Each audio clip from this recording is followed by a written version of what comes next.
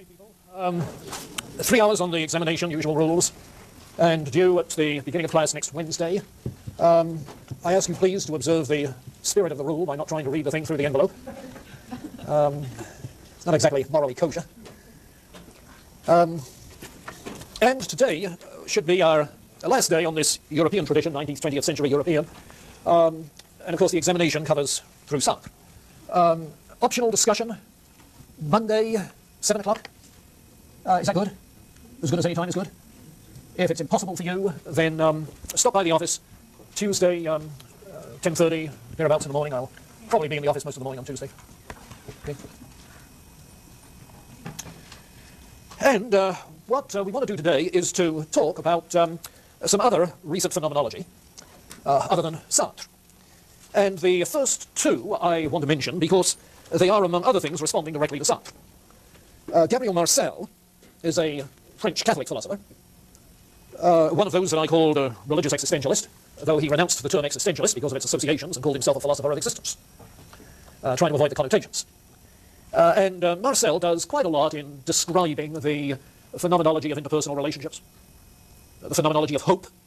Interesting, hope. Yeah, that sort of theme. His complaint about Sartre is that his dialectic between the for itself and the in itself is just overdrawn. The idea of a constant negation, whereby the one always negates the other. There's always alienation. Fails to distinguish, according to Marcel, between negation and simply disengagement, when there is no act of turning against or overcoming the other. It's simply a drifting apart. And so the dialectic then is exaggerated and the resulting picture is distorted. His point is that in any kind of relationship, there are two poles that are possible, alienation and love. And in between those two poles, the relationship may move to and fro. But it's not all alienation. It's not all vehement antithesis. So Marcel then presents a more positive kind of description and is a more, I say, optimistic kind of existential thinker. Incidentally, his work seems to be followed by an American historian of the movement, James Collins, who taught at University of Washington.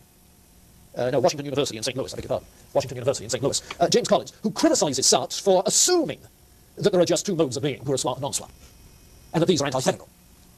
Says James Collins, this postulate is just unjustified. Descriptively, there is so much more than that, so many more modes of being. So that kind of complaint. Maurice Merleau-Ponty, who after Sartre became sort of passé, Maurice Merleau-Ponty was the most distinguished French philosopher in the, I would say, in the 50s, 60s. He rejected Kant's view of the self as only intentionality. That is to say, he was willing to accept Husserl's description of the intentionality of consciousness.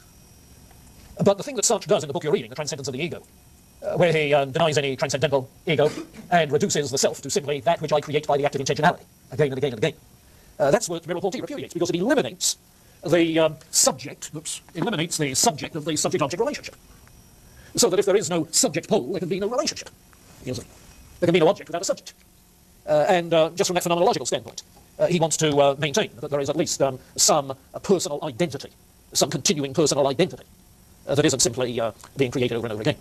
And so he tries to do a closer phenomenology of other aspects of the subject-object relationship, and particularly, as far as Merleau-Ponty is concerned, perception, the phenomenology of perception. He has a whole book by that title, the phenomenology of perception, and what becomes known as the lived body, bodily experience. You notice how Sartre talks of erlebnis. Oops, erlebnis, isn't that the way it's spelled? Yeah, lived throughness, lived experience. Well, what Merleau-Ponty is trying to argue is that our lived experience, concrete experience, is lived bodily experience. Lived bodily experience.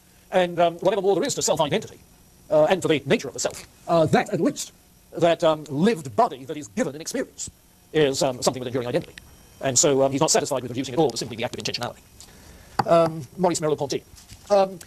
Following Merleau-Ponty, the leading figure in French thought, Paul Ricoeur, in the 70s, and I suspect on into the 80s. He's still alive, retired. I suspect he's about 80 by now.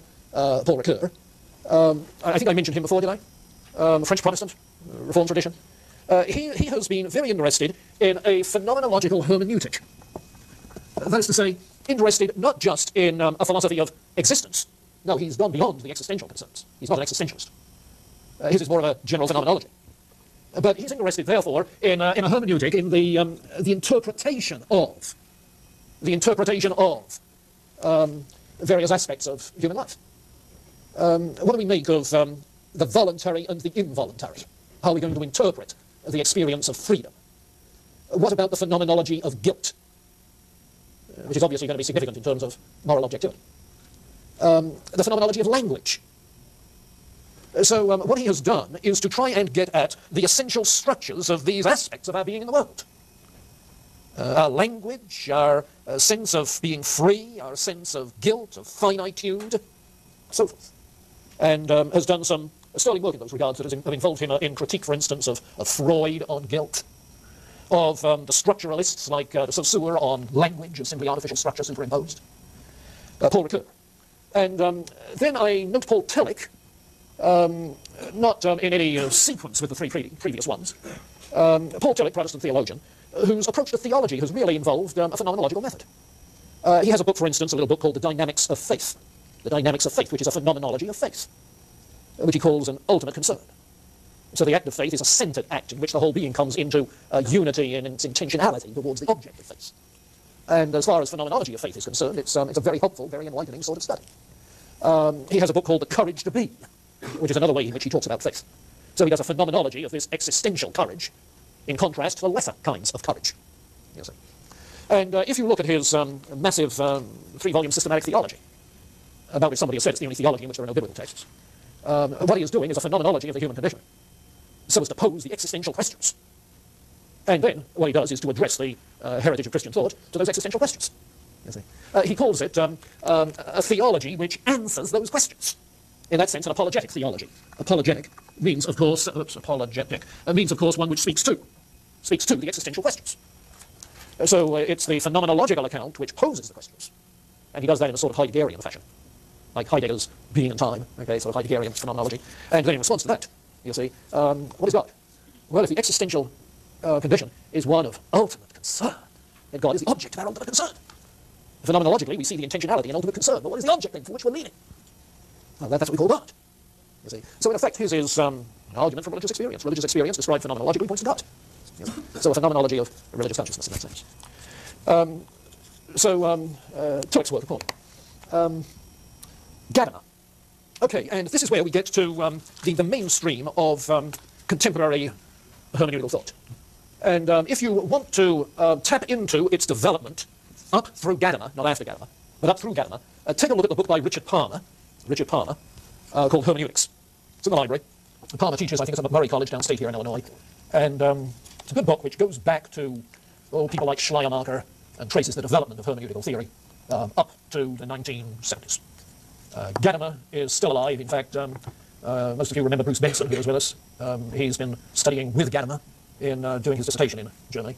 Though apparently Gadamer is beginning to get beyond even that sort of thing. All right, then, what about this phenomenological hermeneutic? Well, back up in your thinking to the Enlightenment, the 18th century. There the emphasis, of course, was on the objectivity of our knowledge and understanding, not only of physical objects, but also of texts, written material, other people's actions. The objectivity of understanding. So interpretation is a purely objective activity, in which one examines the objective data and draws logical conclusions. A kind of an inductive method. By the time you get past Kant and the Copernican revolution, all that changes. Obviously, the Copernican revolution is going to say we bring our own grids to reading, to interpreting anything. And that becomes increasingly evident. The initial step, I think, following Kant, could be Schleiermacher, who, you remember, was one of those German idealists around the time of Hegel, Friedrich Schleiermacher, theologian. Inasmuch as we impose our subjective grids on what we think and do, Schleiermacher gets interested in the subjective intention of the author. That is to say, he's not thinking of the grid that the reader brings, but rather of the subjective grid of the author.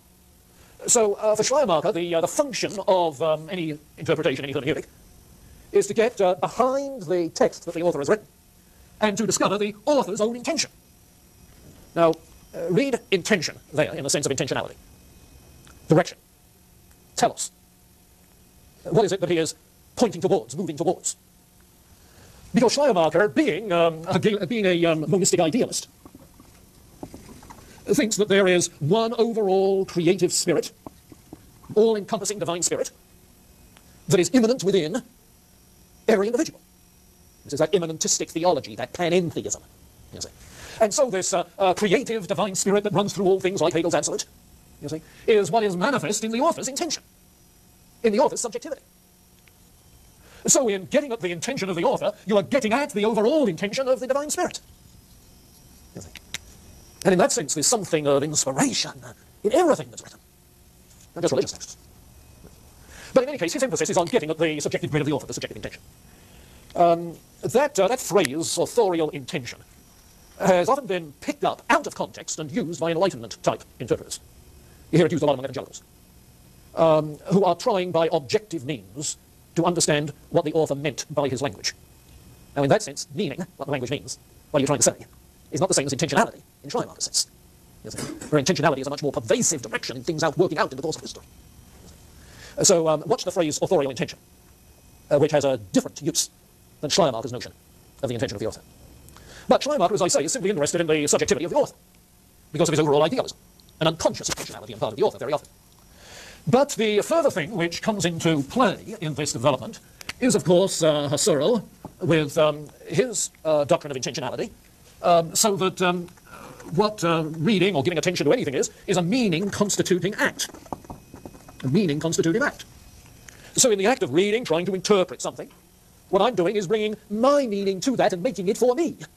You see, the meaning-constitutive act. The subjectivity of the reader gets stronger, until in Heidegger, you recall, understanding itself is a way of being in the world. It's a mode of design. So that how I understand something is simply an expression of my subjective grid, of my intentionality. And so Heidegger is not doing a hermeneutic of any objective text, but a hermeneutic of the reader. Yes. That's my insight.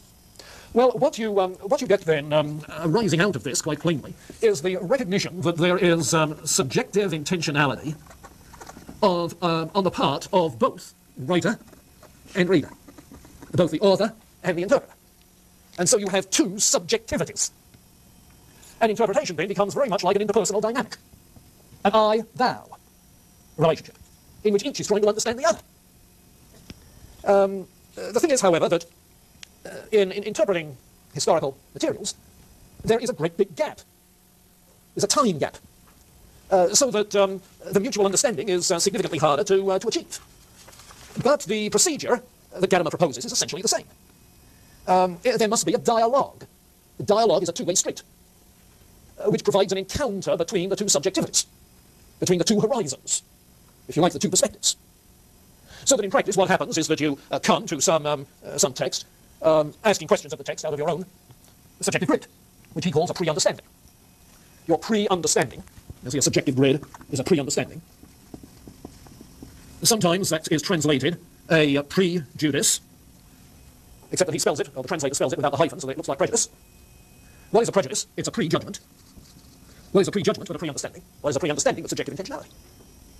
So you bring your prejudgment, your pre-perception of what is being said to the text, and in dialogue with the text, that is to say, with the author, in dialogue with the text, you find that your questions become reshaped, recast. Your understanding gets modified. And as the dialogue continues, so the two horizons begin to come closer, the one to the other. Questioning the text answering and changing the questions, and I come again, and it answers again, as it were. And as you live with the text, interacting with the text,